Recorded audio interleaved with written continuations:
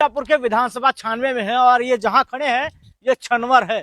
जी हाँ, ये वही छनवर है जिसका नाम लगातार लिया जाता है। अब इसके इतिहास के बारे में शायद ही कोई जानता होगा, लेकिन आज मैं छनवर के इतिहास पर चर्चा करूंगा। अभी एक बुजुर्ग मिले मुझसे, उन्होंने बताया कि यह छनवर क्यों है। मैंने जानने का प्रयास किया, लोग छनवर छनवर छनवर करते थे, तो आज हमने देखा कि जब मैं जा रहा था यहाँ से जोपा साइड, तो राइट हैंड साइड में पड़ा एक जगह जहां से पूरा ये आप देख सकते हैं चारों तरफ सिर्फ जमीन ही जमीन आपको दिखाई देगी, सिर्फ खेती वाली जमीन होती है यहाँ पर।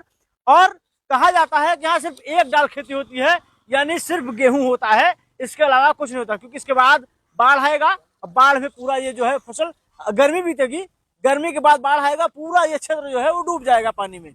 अब आपको समझाते हैं इसके इतिहास के बारे में, क्योंकि इससे पहले ना तो किसी ने जानने का प्रयास किया, ना ही यह दिखाने का प्रयास किया कि छनवर क्या है, छनवर कहाँ है, छनवर का मतलब क्या है और छनवर किस लिए प्रसिद्ध है, छनवर का इतिहास क्या रहा है। तो आइए समझाते हैं। 96 भैया राजा दशरथ यज्ञ करा रहे हैं, यही से नाम एक 96 पड़ा बा। और वो करे बाद 3 कोस 96,000 बीघा टापू बा, चाहे ऐसे जा चाहे वैसे जा। और वो करे बाद एमा गिनती नहीं बा कितना कुआं उआ है ना, घर दुआर नहीं बा। राजा दक्ष हुआ करते थे। राजा दक्ष का ये यज्ञ मंडप या यज्ञ स्थली है, जहां पर वही यज्ञ हुआ था जहां पर सती हुई थी। ये भगवान शंकर की पत्नी थी सती, वो यहाँ पर सती हुई थी। इसके बाद यहाँ पर वीरभद्र का तांडव हुआ था, और वीरभद्र के तांडव के बाद से आज जानते होंगे वीरभद्र कौन था। भगवान शंकर के शिखा से निकला हुआ एक अवतार था उनका, जो शिखा से निकला था, उनके एक बाल से निकला था, और वही वीरभद्र यहाँ पर आके तांडव मचाए थे। और यहीं से माँ पार्वती, यानी जिसे हम सती कहते हैं, सती का ये वही स्थली है। और आपको यही बताना जरूरी है कि आप समझिए यहाँ की जमीन जो है की मिट्टी काली है और उपजाऊ है। आपको बता दें यहाँ फसल काफी होता है, भारी मात्रा में किसान यहाँ मौजूद है।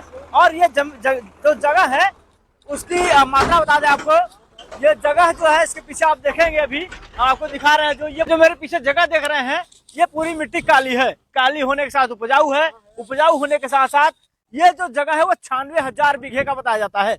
इसमें बीच में कोई मेड़ा नहीं है, बीच में कोई ऐसी बाधा नहीं है, कोई घर नहीं है, कोई द्वार नहीं है, कोई ऐसा मैदान नहीं है जहाँ लोग खेती ना करें। पूरा यानी आप देखेंगे चारों तरफ से घूम के आएंगे तो कोई मेड़ा नहीं दिखेगा आपको, कोई पाबंदी नहीं दिखेगा आपको, कोई घर नहीं दिखेगा आपको, और कोई ऐसा मेड़ा नहीं दिखेगा जो इस पूरे 96,000 बीघों को अलग करता हो।